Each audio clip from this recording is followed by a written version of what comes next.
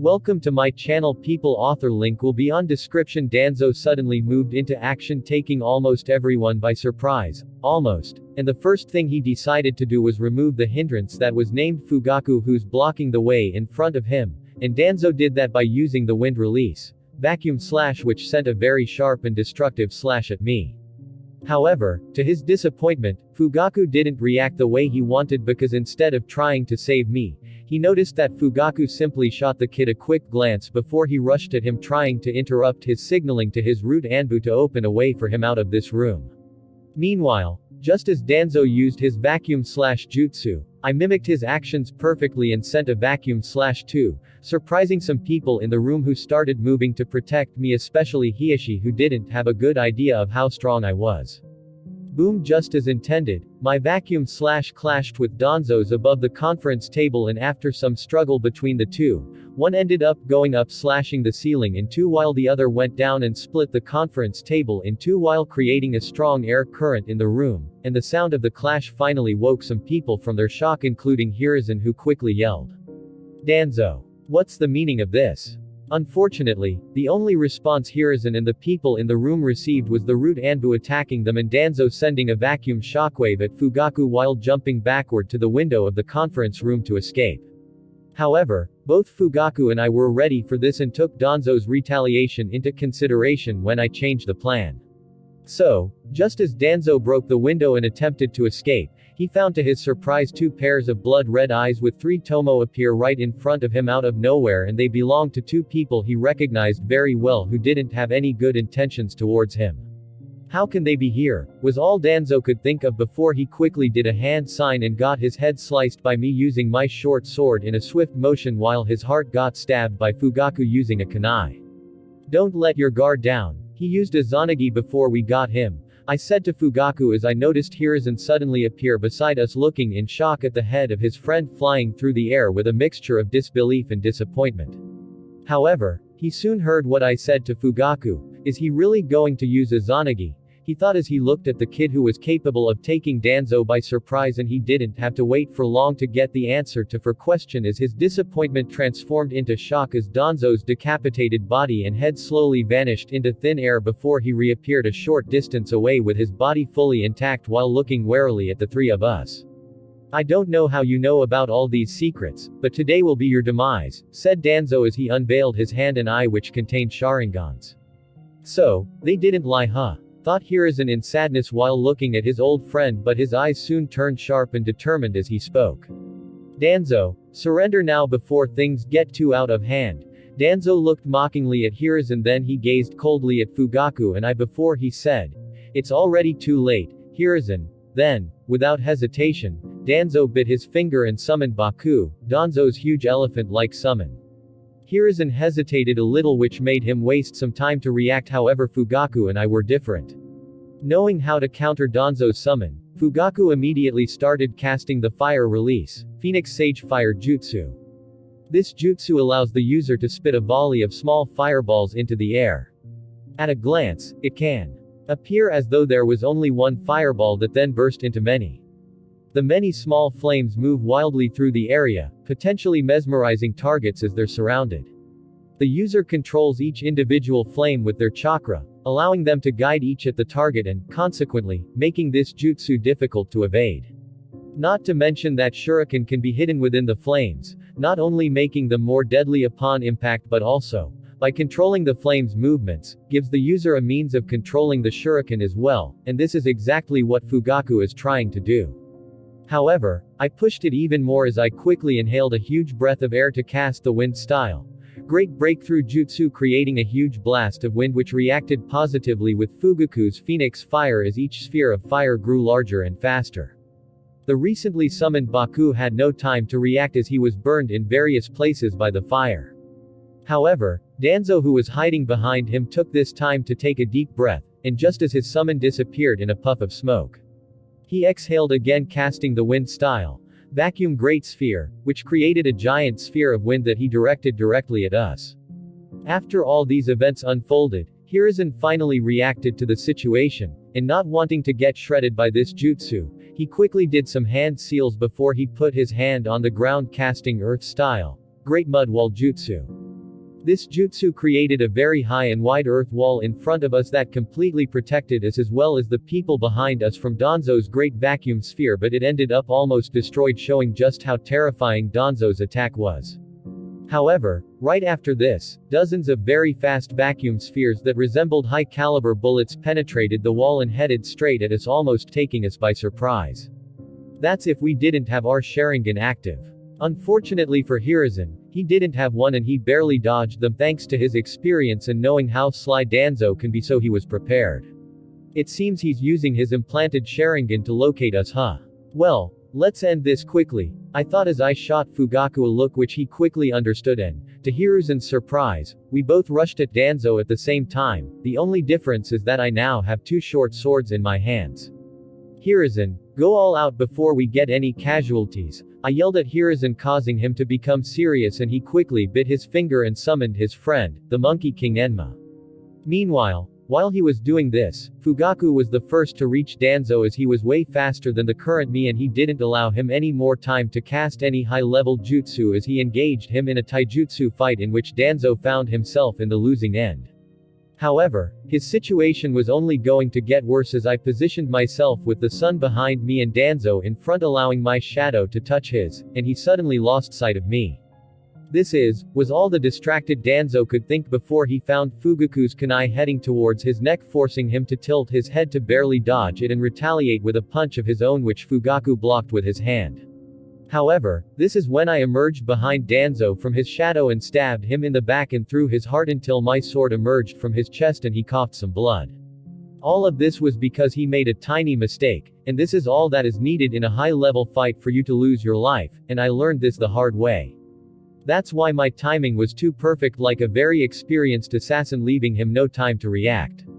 However, again Danzo simply vanished into thin air and appeared some distance away from us while shooting me a dark look and said, "The Uchiha really hit a very dangerous monster, however, you won't take me by surprise again."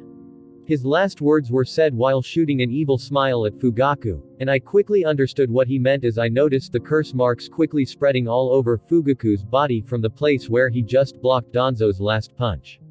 However, I couldn't help but smile when I saw this, wickedly. And it sent chills down Danzo's spine as I followed it by saying, "Fine, I will be the monster you think I am." TCH, he got Fugaku with his curse, thought Hiruzen before he quickly yelled, "Fugaku, I will deal with Danzo, try to break from that cur." However, before he could finish what he was saying, I did a hand sign. Danzo, who was now completely on guard, felt his instinct screaming from some incoming danger, so without even stopping to think about it, he jumped away from his current position. Just as he did, shadow spikes emerged from my shadow which was close to him and he ended barely dodging them. This is the Nara clan's jutsu. Hiruzen couldn't help but exclaim loudly. The reason the clans in Konoha have specialties like the Nara clan with their shadow manipulations or the Aburame clan with their bug control is not because other people can't learn these jutsu. No, the reason is that if you don't have a bloodline that's compatible with these jutsu, it would be very hard to learn them, even for the most talented ninja. That's why bloodlines are important. So, ninja often tries to master what's best suited for them and refine it as much as they can, whether it be taijutsu, ninjutsu, or genjutsu. Otherwise, it would be counterproductive, similar to asking someone like Lee to start learning ninjutsu or genjutsu despite his lack of talent in them instead of focusing his taijutsu where he's immensely talented. Now however, Hiruzen was looking at a kid who not only can merge with the shadows, which is something the Nara clan members can't do, but can also manipulate it and turn it into a physical form to attack his enemies, which is the highest level the Nara clan's techniques could reach. "Old man, I will hold him back. Help Fugaku break out of the seal as quickly as possible," I said with my eyes focused on Danzo. "Are you sure you can hold him back?" asked Hiruzen with a frown as he exchanged a glance with the half-paralyzed Fugaku, who was debating whether to use his Mangekyo Sharingan and break this curse. "Yes, I am," I responded before I calmly walked towards Danzo.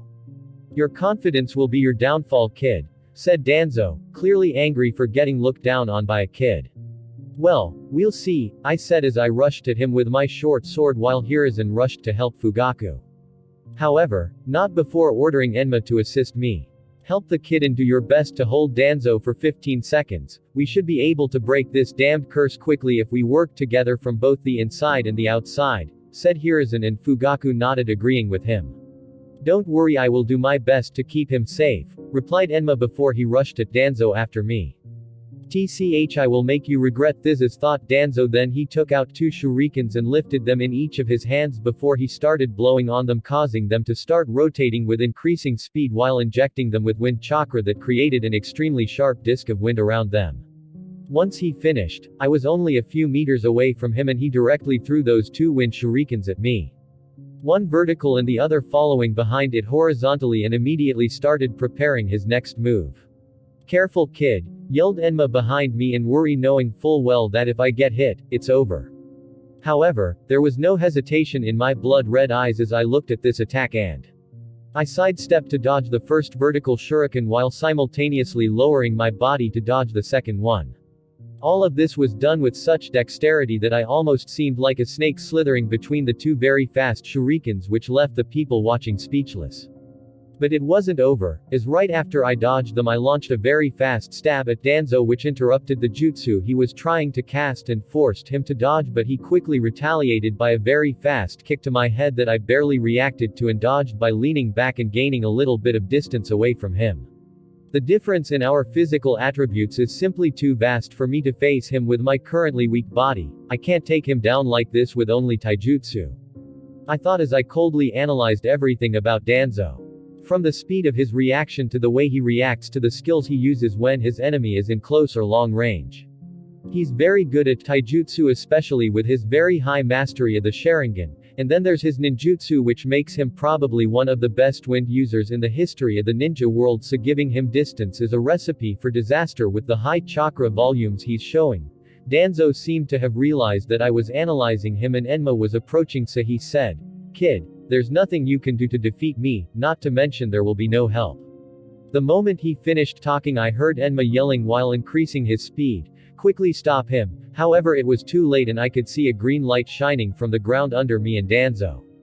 "This is... I thought I interrupted you," I exclaimed with a surprised face as more green light emanated from the ground quickly in a circular shape before a very strong wind started gushing out from it, blocking people from entering. "You almost did. However, when you live as long as me, you don't need to rely on only hand signs," said Danzo smugly, and I noticed some seals on the ground. "It seems you started preparing this from the moment you got Fugaku, huh?"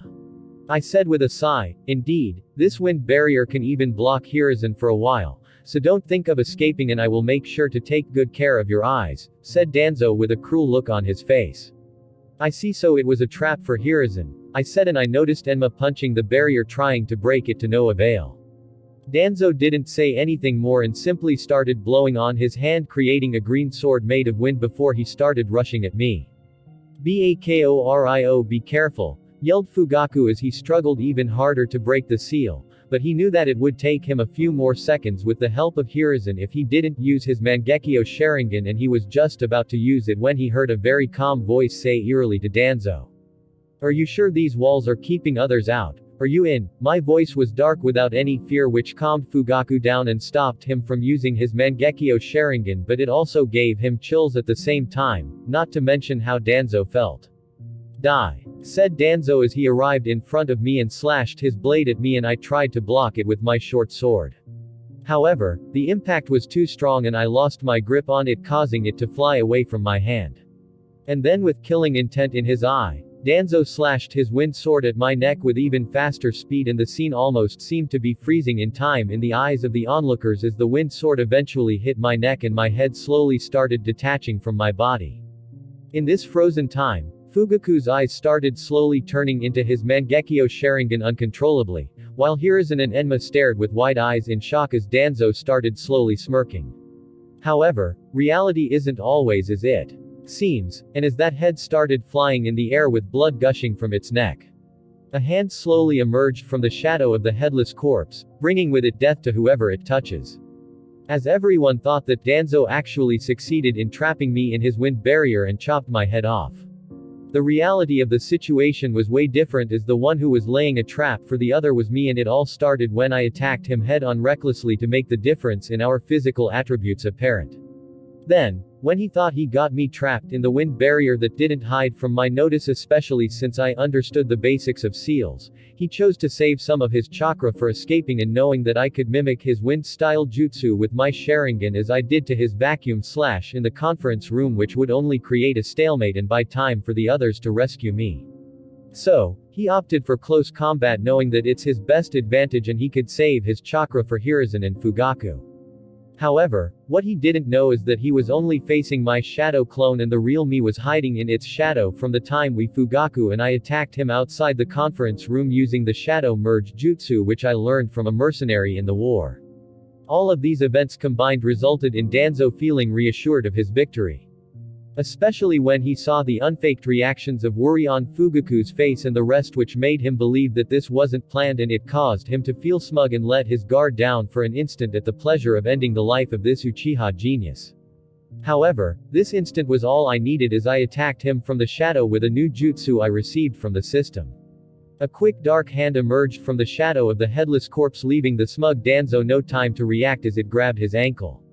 And if anyone has a sharp enough vision, they would notice that my hand wasn't dark as a result of some type of chakra.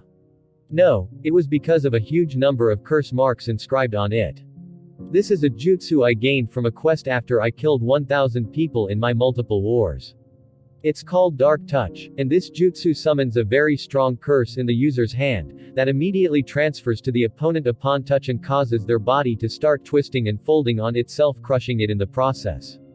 However, this jutsu is not without a downside, as the user needs to transfer this curse to a living being in the next 4 seconds. Otherwise, he would be crushed by it instead, so it's a very dangerous double-edged sword. Add to that it costs 5,000 chakra to use it when it's at level 1, so using it repeatedly is not an option unless you have huge chakra reserves. However, its destructiveness is higher than most S-rank jutsu, so these side effects are deserved, and it's best classified as a forbidden jutsu. Back to the fight, feeling a hand grabbing his right ankle, Danzo instinctively retracted his smug smile and looked below him, and so did Fugaku and Hiruzen, who were watching this. However, what greeted him was another hand emerging from the shadow of the falling corpse, wielding a sword that was aimed at his other leg, trying to stab him. However, this time he immediately reacted by blocking the attack with his wind sword before he jumped away to assess the situation. Just as he did so, I completely emerged from the shadow and my clone finally went puff and disappeared back while I gained back the chakra I used to create it. This kid is really sneaky, I really can't underestimate him. The level of planning he's showing is not ordinary, thought Danzo with a dark look on his face. Thank God you are okay, said Fugaku as he released a sigh of relief and retracted his Mangekyo Sharingan before anyone would notice it. Hiruzen felt the same, but he was still worried about me being stuck alone with Danzo, so he quickly yelled, "Bakurio-kun, we only need 5 more seconds and we will be right there with you, try your best to buy us this much time." "Don't even think about it," said Danzo coldly, and was about to rush at me again, but he suddenly felt his leg twisting unnaturally against his will, making him fall face first to the ground and inhale a sharp breath of air from the pain he was feeling, and ended up staring at me in fear as droplets of cold sweat started to emerge on his head, indicating the level of pain he was experiencing. "I don't need to think about it. You are already dead after all," I said with a cruel smile on my face, something that shouldn't appear on a kid. What did you do, Tiag? Danzo tried to ask about what was happening to his body, but then his hand twisted and broke in more than one place, causing him to feel horrible pain. "You like to curse people, don't you? I just thought I should give you a taste of your own medicine," I replied without explaining what was happening to him. "Ag." Danzo's groans started to slowly turn into screams, so I said with the same cruel smile, "Do you enjoy your body being twisted from both the inside and the outside?" "I guess so, after all you already have a twisted heart. So, why not have a twisted body too, right? You are welcome, ha ha ha." However, I only got more screams as an answer, which made everyone watching feel chills at the torture that was happening in front of them, but I secretly frowned and thought, it seems he's trying to figure out what I did to him, that's why he's not using the effect of a Zanagi right away. But soon enough, the pain turned out too much for him to handle, even for someone like Danzo who even experimented on his own body especially, and it reached its peak when his internal organs also started twisting and getting crushed. So, reaching his limits, his body disappeared like an illusion and started emerging again 5 meters away from me inside this wind barrier, but not before noting the curse marks that appeared and spread all over his previous body. For a strong curse like this to take effect, it's impossible for it to happen without direct contact, similar to my own immobilizing curse, thought Danzo as he looked at me warily. Contact.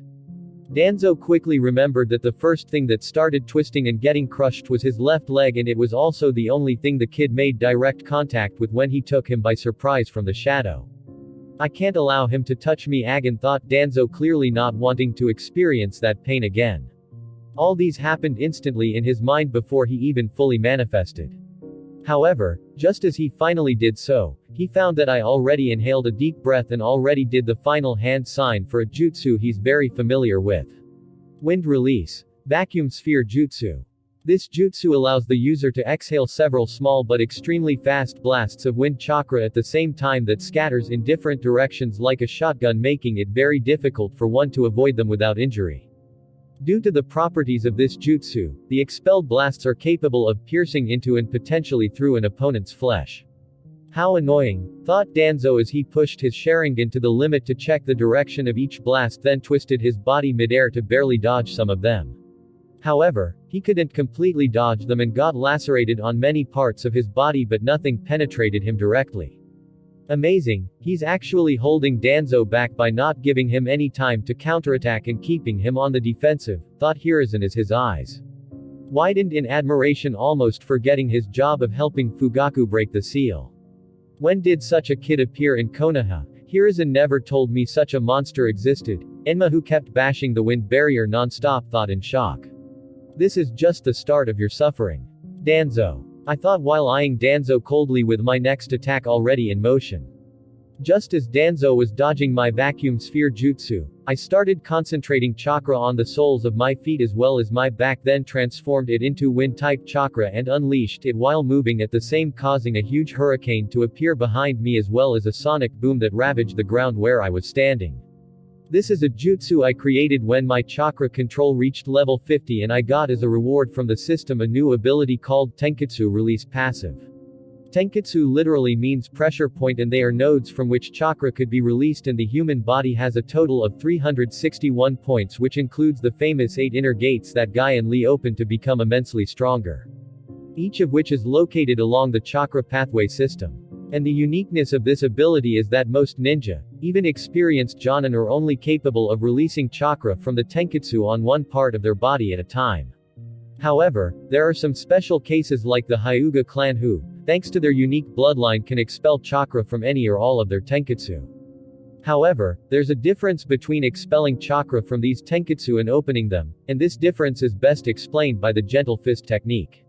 This famous Hyuga taijutsu uses the advanced vision the Byakugan grants its wielder to precisely attack the tenketsu points in their opponent's body, which will cause a huge disruption in that person's chakra pathway system that would end up causing them internal damage and hinder them from using their chakra effectively. And just as how the gentle fist can hinder the chakra pathway system, the 8 gates technique is the exact opposite, as it stimulates specific points to increase the flow of the chakra to its maximum output and remove any limiters the body imposes on itself as a form of protection. And now with this new passive ability, Tenketsu Release, I can expel chakra from any tenketsu point just like the Hyuga clan without a need for extensive training, and with this in mind, I created a jutsu to help me deal with my lack of strength and agility attributes when facing a stronger opponent while making use of my strong physical attribute. This jutsu is only possible thanks to my strong physical body, which is further enhanced by the Akamichi bloodline and my strong vitality. Otherwise, if a normal ninja tries to do this, they will be shredded to pieces by the jutsu itself. Not to mention it also requires the person using it to be careful, because if they don't control themselves properly, they might get themselves smashed into a wall, creating a gruesome sight and dying a worthless death. Back to the fight. How troublesome, thought Danzo, as thanks to his Sharingan he could barely see a blur appear in front of him just as he was trying to regain his balance from the previous attack, so all he can do was to cross his hands in front of his body and wait for the impact. And a strong impact it was, because just as he raised his hands, a very sharp sword came slashing down right at his head without any hesitation or mercy. However, even at this very high speed that surpassed the speed of sound, I noticed something weird which made me wish I didn't directly attack him. But it was too late. Danzo's face didn't show any emotion as my sword started cutting him in half. However, the passive ability of my Jikaninki picked up on something when I got this close to Danzo, and something sinister it was indeed. Because right after I cut him in half, hidden in the sleeves of his hands were more than 5 explosive tags already ignited, and before long, boom, the tags created a huge explosion engulfing almost 5 meters around the area, indicating that they were of good quality, and they even shook the wind barrier which was starting to crack thanks to Enma's continuous assault before it finally collapsed. Hiruzen and Fugaku watched this in horror, but they knew there was nothing they could have done to save me as there was still some distance away and the barrier was still active. Then, some distance away, Danzo slowly reappeared with one of the Sharingans that was embedded in his hand closing down forever and mockingly said, "TCH, finally got rid of that annoying brat. Too bad I didn't get his eyes, but I still have a whole clan to pick from, ha ha ha ha." His final words were directed at Fugaku, who was so angry that veins started appearing on his forehead, and they only increased when he couldn't find any trace of life within the range of the explosion. "I will never let you leave this village alive, Danzo," said Fugaku, unleashing his anger, and was about to go all out. "I will make sure you will pay the price for your actions, Danzo." Hiruzen too couldn't sense anyone alive within the range of the explosion and lost any traces of mercy or empathy that he might have still held in his heart for this old friend of his. His only killing intent and anger was reflected on his eyes right now. However, this is when something happened that surprised everyone, because suddenly from the debris and smoke created from the explosion, a dark blur suddenly jumped out with terrifying speed, appearing right behind the smug Danzo, who, noticing this thanks to his Sharingan, did his best to activate Izanagi before he heard the whisper of death in his ears as his head went flying through the air. "You can't kill death, but death can kill you." After a few moments, Danzo reappeared again and glanced at me in shock as he yelled, "Impossible. I scanned the area multiple times to check if you were dead and I didn't pick any chakra signature. How the hell did you survive?" I coldly looked at him and noticed that Fugaku was finally freed from that annoying curse as he directly arrived beside me and scanned me with his eyes, noticing the small burn marks I had around my body as well as my bloodied back that appeared as if it was scratched by a bunch of cats, and worriedly said, "Are you alright?" while completely ignoring Danzo's question. "I'm fine, don't worry. It's only superficial damage. Let's get rid of this vermin quickly," I said while also scanning the condition of my body as I remembered what happened inside the explosion. Back at the explosion, TCH, I'm definitely going to end up roasted if I don't act fast enough, I thought as I quickly started releasing chakra from all of my 361 tenketsu while rotating at the same time. If not for the explosion hiding what I was doing, everyone participating in the battle would immediately recognize that I was using the Hyuga clan's famous taijutsu. The 8 trigrams palms revolving heaven, which was supposed to be only passed down to descendants of their main family. So it being used by an Uchiha would make no sense. But I used the cover of the explosion to hide it, and it allowed me to block most of the explosion. Meanwhile, the rest of the explosion that passed through my defense thanks to my still low level of mastery of the 8 trigrams palms revolving heaven caused me the burns that Fugaku noticed. After that, using the cover of the smoke and debris, I immediately activated my Mangekyo Sharingan and used it to hide my presence. By pretending to be dead using Yomi no Kuni, which is why everyone believed I was done for, and tricking both the Sharingan and Hiruzen's senses. After that, I used my self-made wind-style jutsu, vacuum propelling, to appear behind Danzo, and because my body was still weak, my back was damaged by it, causing what appeared to be multiple scratch marks on it. What happened next is a simple beating, with Enma transforming into his famous adamantine staff form and Hiruzen wielding him, smashing through whatever Danzo can throw at him, including his body. Not to mention Fugaku eyeing him like a hawk, fully intent on killing him with every attack he uses, while I delivered some assistance now and then, already satisfied with my fight results, and simply waited for the eventual end of this fight, which only drew closer as more assistance arrived. It was Hiashi and the rest of the clan heads who finally dealt with the root Anbu, and with their help, Danzo finally reached his end as the final Sharingan that was on his right eye closed, and with it, the last chapter of Danzo's life was also about to close. After Hiashi and the rest of the clan heads arrived at the now devastated fight scene, They were greeted with a very bizarre scene of Danzo getting obliterated many times before his body disappears and reappears again randomly on the battlefield, which now became an unrecognizable place due to the destruction from this cage-level fight. Buildings and houses of all sizes were flattened to the ground just from the shockwaves these people were making, to the point that Hiruzen was forced to erect a huge circular wall to stop the damage from spreading to further place in Konoha, and various clan heads soon reinforced this wall just in case. And what was even more amazing is how, despite Danzo's very dark reputation and strength, has solidified his position as one of the strongest cage-level ninja currently alive. He was no match for Hiruzen using his adamantine staff, and his complete mastery of the 5 elements or Fugaku's showcase of his very high mastery of taijutsu, genjutsu, and ninjutsu, causing many of them to finally realize how fearsome the leader of the Uchiha is. We better not provoke the Uchiha no matter how the village tries to turn on them, was the thought in the head of some people before they quickly woke up from their shock and started assisting in taking down Danzo. Fugaku's showcase of strength dominating even someone like Danzo showed these clan heads the meaning of the saying, a starving camel is still bigger than a horse.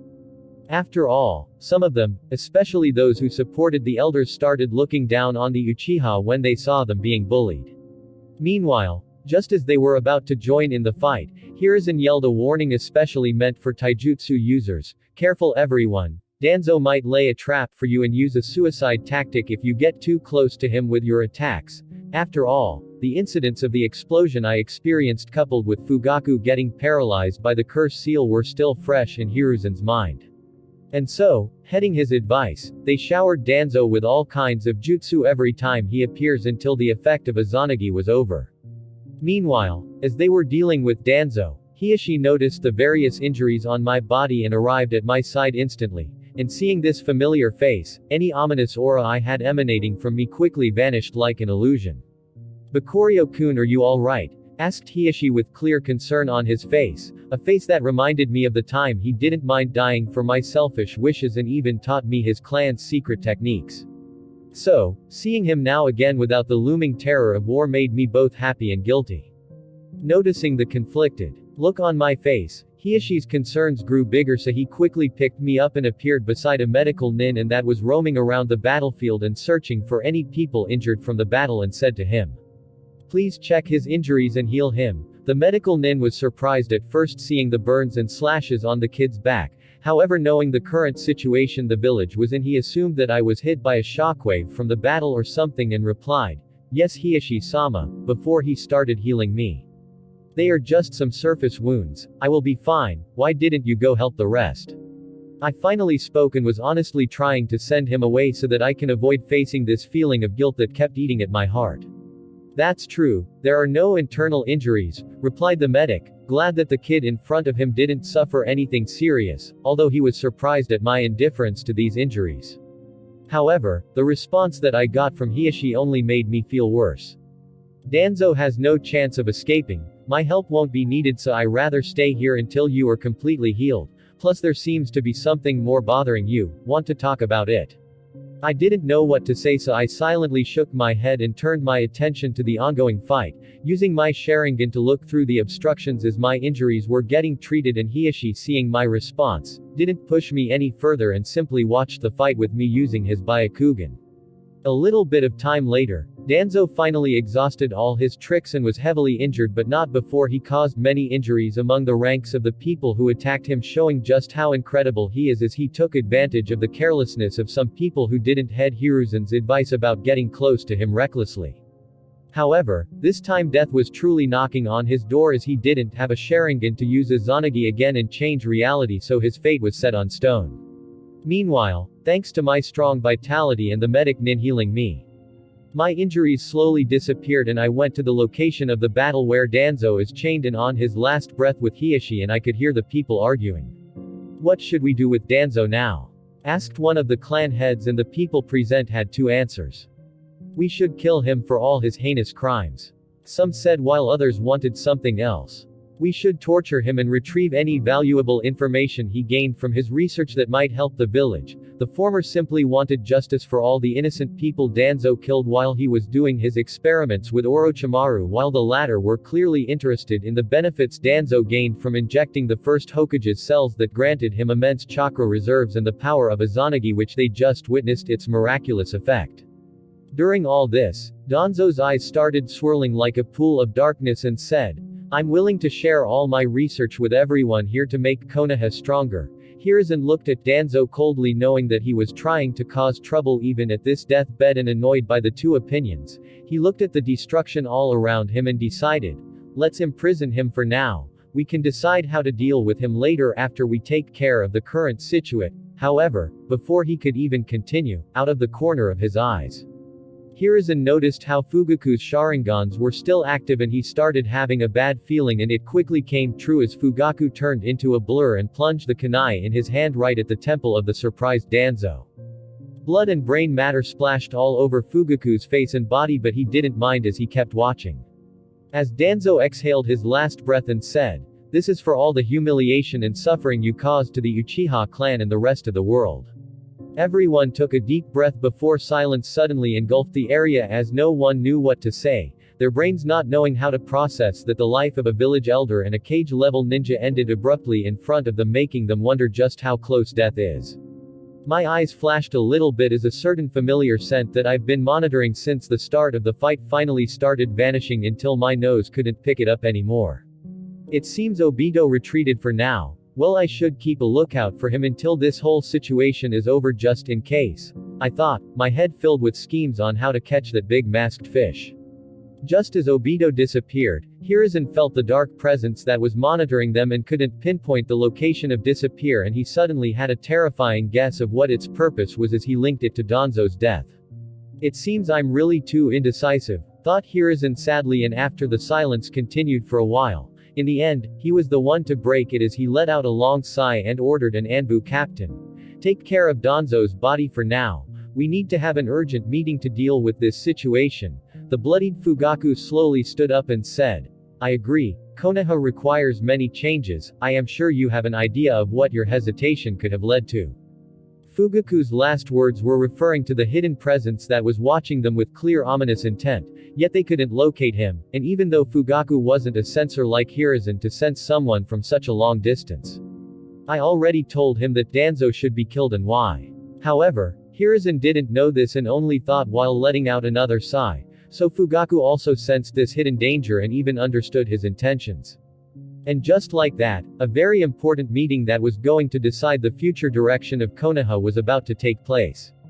After the clan heads gathered for another urgent meeting, they received the news about how there were no casualties thanks to the intervention of the Uchiha police force, which protected the citizens just in time. After that, the meeting went on to end in a similar fashion to the first timeline, with Hiruzen stepping down from his position as Hokage and Kaharu and Homura getting removed from their position as village elders and replaced by the Hitaki clan head. However, this was only publicly, and what would happen to them in secret will never be known. As for the position of Hokage, it was again given to Fugaku, who received the support of various strong clans like the Ino Shika Cho Alliance and the Hyuga, and he immediately gave out multiple orders. The first was for the people in the meeting to collaborate in fixing the damage the village received during the fight against Danzo. The second was for the Anbu to raid the root headquarters and apprehend all their members and retrieve any important that they could get from the various experiments Danzo did. After all, they couldn't let those sacrifices go to waste. The third was for the Uchiha clan to return to the core of the village and not stay on the outskirt of the village like some banished criminal. Meanwhile, while these decisions were being made, I went to check on Naruto, who must be worried from all that's happening in the village, as he basically didn't have anyone to rely on physically, and my injuries were already healed, unlike the first time where I was forced to spend 5 days at the hospital. However, I was satisfied with how things went because I didn't have to involve Naruto in this mess or be forced to expose the existence of Minato and Kushina, and we even managed to keep Fugaku's Mangekyo Sharingan hidden. This way our potential enemies won't be prepared for us in the future, while I will be prepared for most of them. My eyes couldn't help but flash coldly, thinking about all the people I fought in the war and ended up killing or almost getting killed by, causing many people I was passing by to look at me warily. Soon, I reached Naruto's house while keeping my senses spread out all the way in case Obito tries to make a move to coerce those stupid elders until we deal with them properly. Arriving at Naruto's apartment, I knocked on the door 4 times. I could hear some footsteps approaching the door as well as some people watching me closely. It seems the Anbu guarding Naruto are tenser than usual because of what happened, huh? Well, as long as they don't act stupidly, anything is good, I thought as the footsteps approached the door and I heard a voice say. Is it Bakurio? Asked Naruto with a clearly excited voice. Naruto didn't have some crazy senses. The reason he guessed it was me is because I always knock 4 times on the door and he seems to have gotten used to it. Of course it's me, I replied with W chuckle, getting his confirmation that it was me. Naruto opened the door at the speed of light and directly looked at me happily. I also had a warm smile on my face, but when I saw some traces of tears on his face, my smile slowly vanished and it made me almost drop the cake I bought for him on the way here from the sheer anger I was feeling. I don't remember this happening before. Did I miss it because I was in the hospital at that time? I thought before I said calmly, let's get inside and have a talk. I also bought you a cake. Naruto's eyes brightened at the mention of the cake and quickly led me inside while saying, Brother Bakurio is the best. After we got inside and sat down facing each other, I finally asked the question that kept bothering me, Naruto, did something happen? I can tell you were crying before I came here, I asked in concern. Naruto seemed embarrassed a little bit when he understood that I noticed he was crying, but he soon seemed to gain some courage and finally told me what was wrong. The third Hokage came to visit me this morning and said that I can't meet you or anyone from the Uchiha clan anymore, otherwise it would bring harm to you and your clan. So it's all about this, huh? It seems I missed it the first time because Naruto probably was consoled by his parents, and when he met me, he probably didn't want to worry me, so he made sure I didn't notice anything wrong with him, and not to mention the situation was already solved at that time and the new changes were already announced. Meanwhile, now they were still in the meeting trying to decide how to solve this mess. However, this still warmed my heart a little seeing how worried this kid was about me, so I patted his head and said with a smile, everything is fine now, and don't worry, no one can force you to do anything against your will as long as I'm alive. Don't you believe in me? Naruto looked at me without any hesitation in his wide blue eyes and yelled, I believe in you. His excitement brought a genuine smile to my face, so I held my pinky finger to him and said, let's make it a promise. Naruto excitedly extended his pinky finger too and said, it's a promise. Meanwhile, just as our fingers touched, inside Naruto's seal space, Kushina and Minato were watching my interaction with Naruto happily, and they seemed relieved that I solved the problem that was caused by the elders. However, Kushina was still worried, knowing full well how those people regarded Jinchuriki as no more than a tool to be used or discarded when needed, and they wouldn't allow for someone to get too close to it and affect their manipulation over it. Minato, do you think everything is alright? Those stubborn elders won't give up easily, said Kushina to Minato with a worried face. Minato looked at her calmly before he seemed to be gazing at something far away. He was looking at Bakurio while thinking, why do I feel he's changed? Before he responded to her with a smile, I trust that Bakurio is smart enough to not endanger his and his clan's lives with his actions. So, him being here means that the situation is safe. You also heard the commotion that happened in the village earlier.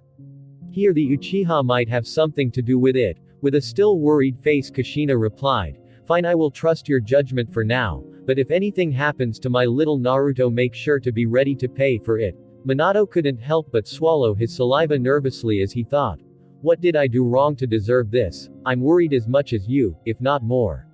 However, just then, Kurama, who was standing behind them, suddenly stood up and growled just when I touched Naruto's finger, and both Minato and Kushina noticed this, so they turned to him and asked, what's wrong, Kurama? Asked Kushina curiously while Minato waited for a response with narrowed eyes as he thought, for Kurama to react this way, grr, it's that brat Bakurio. I can feel a terrifying killing intent inside his heart. I only saw this in those who experience countless wars and killed a giant number of people, said Kurama. Did you not feel this in him before? Asked Minato seriously. No, and I could tell it's still fresh, and he still can't control his emotions enough to hide it like you do, said Kurama with a snort before he returned back and sat down again and closed his eyes, seemingly not interested in this anymore. His thoughts however were a different story. "Minato, what's going on?" asked Kushina, who's now worried about the safety of her child in this unpredictable situation. Minato simply looked at the two kids interacting happily while eating the cake Bakurio brought with him before he sighed and replied, "I wish I could answer your question." As some people were perplexed by the huge amount of fresh killing intent in Bakurio's heart that Kurama felt thanks to his gift in sensing negative emotions. Bakurio on the other hand finally felt reassured when Naruto was back to his usual cheerful personality, so he said, "Naruto, I have a suggestion." Naruto had a puzzled look on his face as he replied, "What is it?" "I want you to come live with me," I said with a smile as I looked at this lonely kid. Naruto froze for a second, not knowing how to respond to such a suggestion that was a dream come true to him. However, sometimes what the mind can't fathom is easily understood by the heart, and this was very evident as his big blue eyes suddenly started becoming watery, and before long, tears starting falling down from them. Really? Can I come live with you?" "Sniff sniff," replied Naruto. Naruto's reaction didn't surprise me.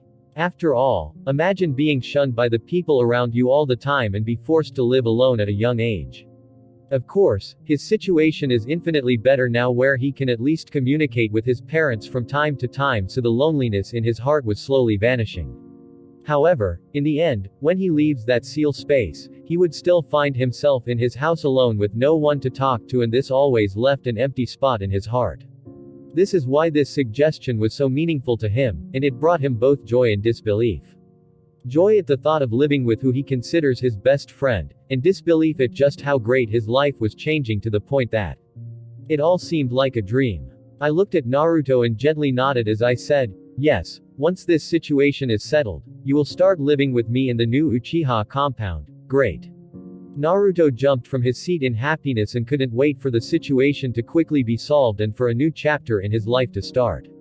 Hopefully one without loneliness. Meanwhile, inside the seal space, Kushina looked at Minato worriedly, wanting to say something but kept holding back.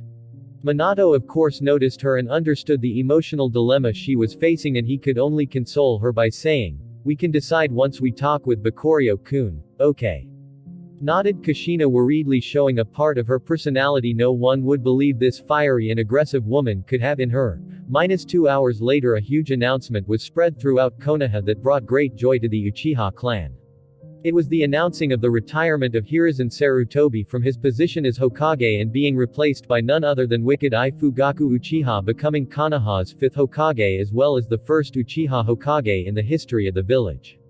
And soon after, an order was sent to all the Uchiha members living in the outskirts of the village to start packing their belongings, for they were going to move to the center of the village, which left them feeling surreal. "I never thought I would live this long to see the Uchiha clan getting its former glory back and more," said an old man from the Uchiha clan with deep emotions in his eyes. "Indeed, Fugaku-sa no 5th Hokage-sama really didn't let us down, and we can finally be treated as part of the village without getting the short end of the stick all the time," said another member also emotionally. Gratefulness and praises were all the Uchiha members felt for Fugaku, who actually managed to not only recover the clan's position in Konoha but also becoming a Hokage. All the sacrifices the Uchiha clan was forced to make, all the trickeries and mistrust they had to face from the rulers of the village other than Hashirama since the time Madara betrayed the village. They were all finally over, and hopefully, they won't happen again. After the announcement was made, I went back to the Uchiha compound to get whatever valuables I had in my old house, and Naruto wanted to tag along, so I brought him with me. After we arrived at this ruined apartment, I picked up a huge bag and started packing it with my clothes and filling it with the money I earned from my pastry shop before it was closed. Then, I suddenly stopped in front of my closet, and Naruto noticed that I had a weird expression on my face as I looked at a simple wooden box inside of it, so he looked at it curiously before he innocently asked me, "What's inside that box?" I had a complicated expression on my face as I looked at this simple box that was here since the first day I transmigrated to this world. Thanks to the memories I gained from the previous owner of this body, I understood that this wooden box contained some mementos left by the kid's dead parents, and out of respect I decided not to touch them as they are not meant for me. This is the least I could do for the kid and his parents, as I'm now using his body. At first, I didn't care much about it, but now seeing this unchanged wooden box made me realize just how much this world forced me to change, which made me feel much more complicated about it right now. Noticing that I was spacing out, Naruto became worried and decided to nudge me a little so I don't keep ignoring him while saying, "Is everything okay?" This worked because I finally escaped from my thought and replied to him, "I'm fine. This is the only thing left to me by my parents. It contains a memento from both of them and it brought some memories back, that's all." That's right, Bakuryo's parents aren't alive, huh? And he can't even meet them like I do, so he must be very lonely. Yet, he never complains about it. Naruto felt sad for his friend as he thought of this. What he didn't realize was that he misunderstood what Bakuryo's experiencing, and this misunderstanding was also shared by Minato, Kushina, and Kurama, who were creepily watching through Naruto's senses. Maybe it's not a bad idea for him and Naruto to live together after all, said Minato to Kushina, who was feeling her motherly instinct screaming, telling her to hug this pitiful kid. While in truth, loneliness was never Bakuryo's concern. He lived for a long time with only loneliness and despair keeping him company, and what truly always concerned him was what happened to his heart. It made him realize that the only thing worse than a heart drowning in darkness is a heart that gets used to it. And this was his biggest mistake and downfall, because the moment he got used to it, the feeling of happiness was ripped from his heart and the people around him only made it worse. However, the light of hope will always shine through any obstacle. The irony, however, is that it led him to ask for death to release him from his misery. "What did your parents leave you?" asked Naruto, who couldn't handle the silence that filled the room, curiously. I broke away from my thoughts and looked at the nervous Naruto, which made me regain my cool and asked with a smile, "You want to see?" Naruto's curiosity ignited because his parents' identity was always hidden from him, so, sadly, he wasn't left with anything from them other than a huge monster sealed inside him. "Yes, please," said Naruto while nodding repeatedly. "Fine," I replied with a smile to this kid as I slowly opened this box for the first time. What just happened? I thought in surprise, because the moment I opened the box, I could swear I felt something wash over me for less than an instant, but it quickly vanished without a trace, and if not for my terrifying reaction speed, I wouldn't have sensed it at all. What's going on here? I thought as my hands that tried to open the box froze and I turned to look at Naruto, whose eyes were still filled with curiosity, seemingly oblivious to what just happened, and decided to investigate this later. After all, from my experience with that dark mist, I understood that there are some things in this world that most people can't detect, yet they are lurking around in the shadows. Putting this matter on hold for now, I turned my attention back to the box, and I saw a letter and a necklace, the two items that appeared countless times in the memories I got from Bakuryo despite his short-lived life. After all, before this little Uchiha kid got ill and died, he would always turn back to this little box and hold the necklace in his small hands close to his chest and cry his loneliness and sadness out alone in this little room.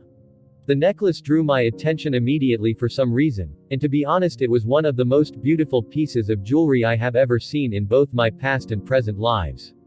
It was made of what appeared to be a silver chain, and hanging from it was a pale white crystal-like sphere filled with white engravings all over it and a single dark horizontal black line of engravings surrounding it. However, what drew my attention to it wasn't only its beauty, which I already expected. "Wow, it's so cool, and this letter looks old," said Naruto as his eyes started shining while he was staring at the necklace and felt mesmerized by its beauty. "This is the memento my parents left me, and according to the letter, it's an heirloom that has been passed down in our family for a long time. Yet no one knows how it was acquired in the first place," I replied to him, basically repeating the story that was told in the letter without even touching or reading it, as I already knew its content. Of course, I can't read yet as I was still a kid, or more specifically the previous owner of my body couldn't, as he was just starting to learn how to, and not to mention me, I came from a whole different world. But I knew the content of this letter because the previous Bakuryo got this letter read to him by his previous caretakers many times when he was part of an orphanage before he was transferred here to live on his own. "I think you should wear it, Bakuryo. It would look good on you," said Naruto with clear anticipation in his voice, which made me smile at this silly kid. However, for some reason, I kept having an uneasy feeling towards this necklace, especially since I couldn't shake off the previous feeling I felt, so I decided to try testing something first.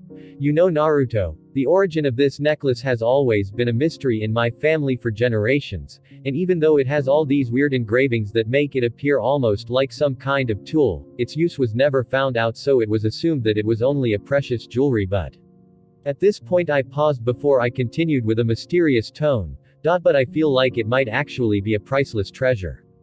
Naruto was very intrigued by this story and quickly forgot that he wanted me to wear it, and excited by this new mystery he quickly said, "So, how do we find out what's it for?"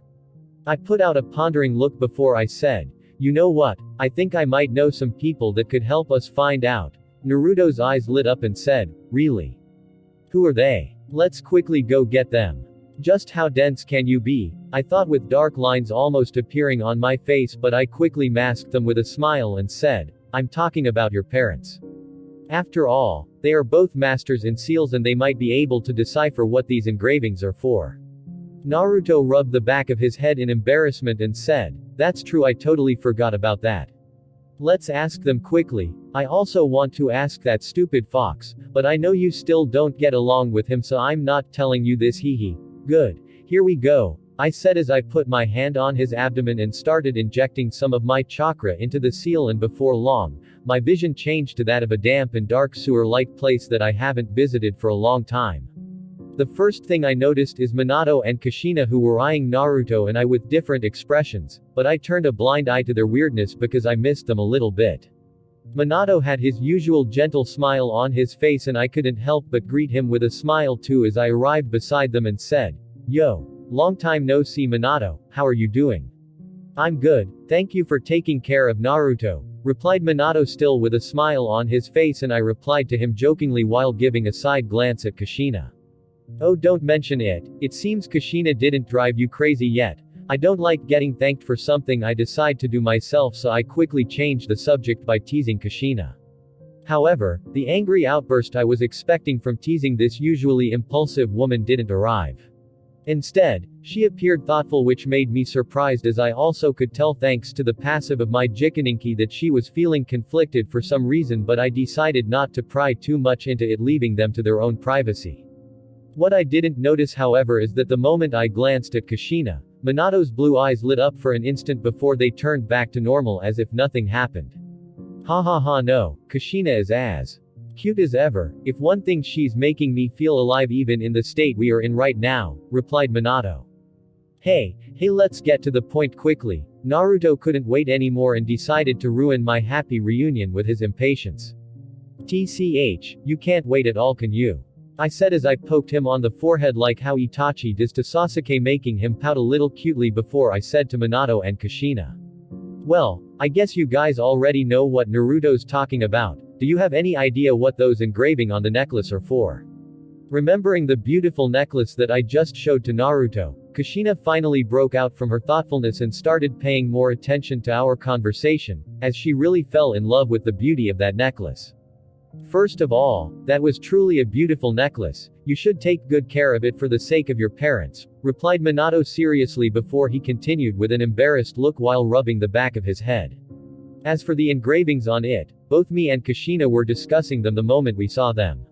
However, unfortunately they don't resemble any seals we know of, so they might be simply for decorative purposes." "Father, are you sure?"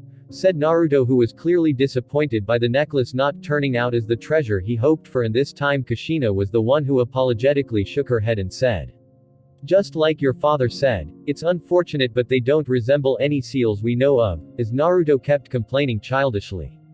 I actually grew thoughtful for a moment before I said, "What about you dumb tails, do you know anything?" Hearing what I said, Kurama, who was laying down peacefully and ignoring us all this time, suddenly raised his and yelled at me, "What did you just call me?" His yell alone caused a very strong wind that caused our hair to start flying through the air. "He can be a great air conditioner," I thought as I ignored his outburst and asked again, "Just answer me, do you know anything?" I noticed Kurama's eyes darting up to the right for an instant as he said, "Why would I know about your stupid necklace? Don't bother me again," before he laid down once more. Minato also noticed this and we both thought of the same thing. "He's lying, huh? But why?" We both pretended we didn't notice and I said, "Well, it's unfortunate, but I have to go now and pack my things. Talk to you guys later." Okay, take care, said Minato with a smile while inside he had only one question burning in his mind from the first time I spoke that ignited many of his previous doubts. Why did you say it was a long time? We only met yesterday. When I left the seal space, Kushina immediately shot Kurama a terrifying glare and angrily started reprimanding him for insulting my necklace. Kurama, why were you so mean to Bakurio about his family's necklace? You know it's the only thing left to him by his parents, don't you? And you should also understand why his parents aren't here anymore. Kurama started squirming in distress, recalling that he was the cause of that kid being parentless right now before he started yelling back. Shut up, you idiot. The way I talk is none of your business. Minato simply watched all of this unfolding without saying anything while clearly deep in thought, but then he noticed Kushina's hair starting to stand up and he knew things weren't going to end well, so he quickly arrived behind her and held back as she almost rushed at Kurama to hit him while yelling, "What the hell did you call me? It seems you want to get beaten, Minato, let go of me. I will teach this arrogant fox how to speak to an elegant and smart woman like me." Minato couldn't help but become bewildered for an instant. Smart, I can give you that.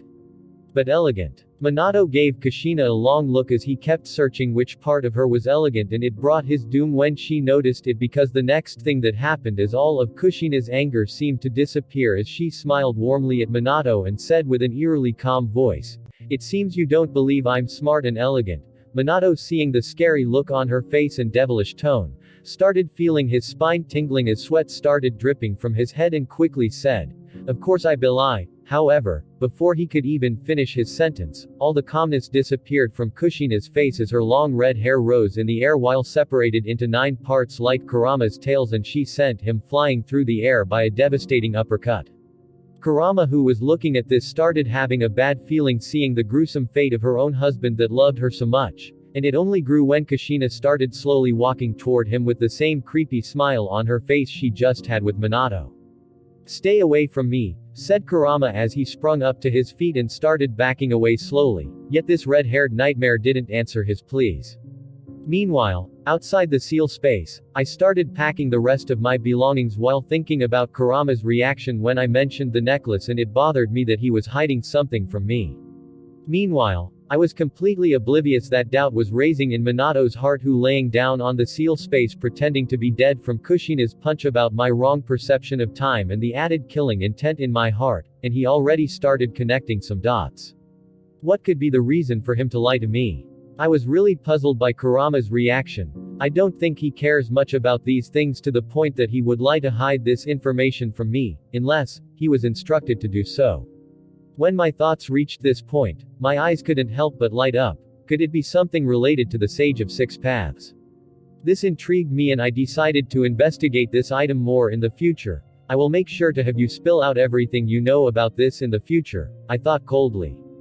A few minutes later, I finally gathered my belongings, which I didn't have much of in the first place since the boy previously was quite poor, and not to mention living, he was barely surviving. Then I started walking with Naruto to the new Uchiha compound that was near the center of the village. There, we were greeted by a very enthusiastic Sasuke who was accompanied by his mother Makoto, and I couldn't help but smile warmly when I saw them as I said, "Hey there you guys, how are you?" However, before anyone could respond, Makoto quickly rushed to my side and started checking my body with a frown on her face that only started loosening when she found out that I was completely fine. Letting out a long sigh, Makoto hugged me and said, "I'm glad you are okay. Fugaku said you were injured in the fight against Danzo and that Hiashi-san took care of you, but my heart couldn't rest until I saw you with my own eyes." My eyes widened at this, and I simply stood there frozen as time seemed to go slow as this scene kept repeating itself inside my head until I finally let out a tired sigh and thought, nothing really beats having someone that truly cares for you without any ulterior motives. Then I simply enjoyed this hug that lifted some of the weight on my heart. "Don't worry, I'm fine. It was only some superficial injuries that were quickly treated by a medical nin," I said with a smile to ease her worries. However, after her heart was at ease, she started reprimanding me with a serious face. "Bakurio-kun, you shouldn't involve yourself in the adults' fights. You already did too much for the clan, so please promise me you wouldn't act recklessly again like this." I could see that her eyes were filled with determination and she wasn't going to accept a no for an answer, so I let out another sigh and said, Fine, I won't, as long as it's not something that endangers the people close to me. She hesitated for a moment before she nodded while feeling happy inside at how much I cared for them, even though I didn't show it a lot before she said, "Okay, I can accept this." Then she turned to Naruto and started rubbing his head gently as she said, "Hi there, Naruto. Are you here helping your friend move to his new house?" Naruto nodded enthusiastically as he said, "Yes," before he shot a smug look at Sasuke, which annoyed him. "Good boy," said Makoto with a smile, but then I followed by saying, "Naruto's not only helping me move my stuff, but he's going to start living with me from now on. Do I have to look at his stupid face every day now?" said Sasuke, who was displeased by this decision at the thought of having his rival living near him. Naruto started mocking Sasuke by sticking out his tongue and saying, "Boo, you are just jealous I'm going to live with Bakurio, he he he." And just like that, they were about to start fighting in the middle of the road, forcing Makoto to hold each of them back and gave them a good lecture about how to behave until we arrived at my new house. Unsurprisingly, it was the same big house that was facing the clan head's house, and Naruto quickly entered while marveling at how amazing it looked, while Sasuke only looked at him like an idiot trying to stop him from destroying anything. Left alone with Makoto, she watched as I had a small smile on my face while watching Naruto and Sasuke bickering with each other, so she said jokingly with a pout, "You know, I was planning on adopting Naruto after this situation is over, but now you stole him from me." I shook my head at her with the same smile on my face as I said, "It's about time this kid experiences some happiness in his life, and I'm sure he would have been as excited about living with you as he is right now with me, and maybe more. After all, you are a great mother." Makoto was touched by what I said, so she smiled happily and rubbed my head lovingly, and even my Jikaninki picked up the clear happiness she was feeling right now as she said, "Now that you are living this close to us, make sure to visit us more often, okay?" I didn't mind this suggestion as I enjoyed her cooking, so without any hesitation I replied to her, "No problem," as we entered my new house, hoping this time I would have some peace in my life. After settling in my new house alongside Naruto, I finally had some time to clear my mind from all the continuous troubling events that kept happening one after the other in my life. Who would have thought my life would change so dramatically like this? I thought as I lay down on my bed while staring at the ceiling absent-mindedly. From traveling to this new world and gaining a new body, that of a kid no less, then becoming a ninja, and against all odds even force myself to go into terrible wars to hone my skills and experience the cruelty of this world in person. Well, at least now I can take care of myself and the people around me, I thought with a smile before suddenly my face froze. I really changed, I said as I let out a long sigh and got up from my bed and looked out of the window, letting the light of the morning sun and the cool breeze wash over my tired mind. After enjoying myself for a while, I went ahead and washed my face to completely wake up before I went downstairs to the kitchen and started preparing breakfast for both Naruto and me. It's been a long time since I cooked something, I thought. Before I recalled that I didn't at all during my time in the war, as I kept going back in time and didn't have any appetite in the first place. Once I finished, I went back upstairs and opened the door of the room that was adjacent to mine to wake up the peacefully sleeping Naruto. He was wearing a gray pajama and a sleeping hat and hugging his cover as he slept on his side. "How cute, I almost don't want to wake you up," I thought with a warm smile before it turned into a wicked one, and I suddenly started talking in a loud and urgent voice. "Naruto, Naruto, quickly wake up." Naruto opened his drowsy eyes and sprung up to a sitting position and asked hurriedly with a concerned face, "What's wrong? Did something happen?" Seeing him wake up, the urgent expression on my face slowly vanished, and what replaced it was a mischievous one as I said, "Nope, nothing. Time for breakfast, that's all." I could see his eyes watering a little as he pouted and said, "Bakurio, you are so mean. I won't talk to you again." I shrugged at him and said, "Okay then, I will eat all that delicious breakfast I made by myself." I secretly manipulated the wind around me to drive the smell of the food to this room, and as I expected, the moment he smelled it, all his sadness disappeared and was replaced by a thoughtful expression.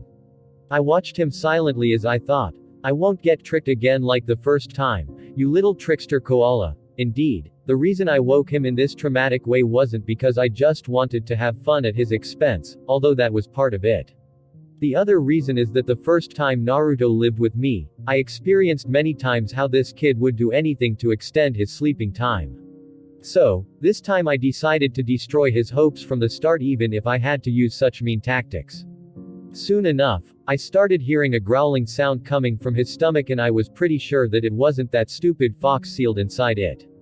HMPH. Naruto snorted, and seemed to be going to lay down again on his bed, but just as he turned around, he picked up his pillow and threw it at my face.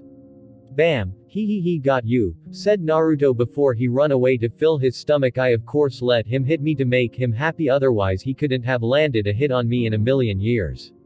However, just as he reached the door of the room, he found me already waiting outside of it staring at him with a frown.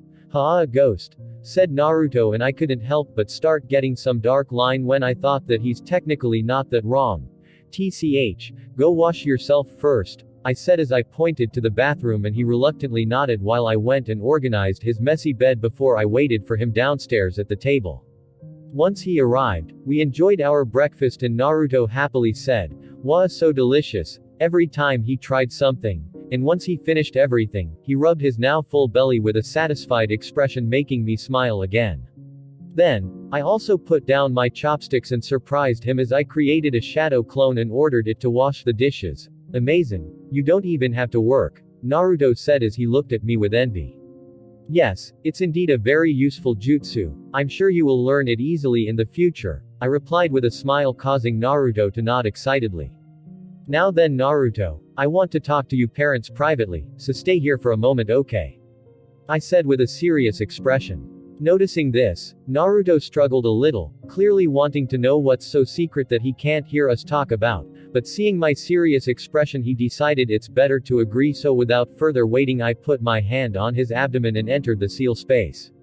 Inside the seal space, I found Minato and Kushina staring at me with weird expressions on their faces, and I could immediately guess that something was weird, especially when even the usually uncaring Kurama was also perking his ears. "Yo, good morning you guys, what's with the weird faces?"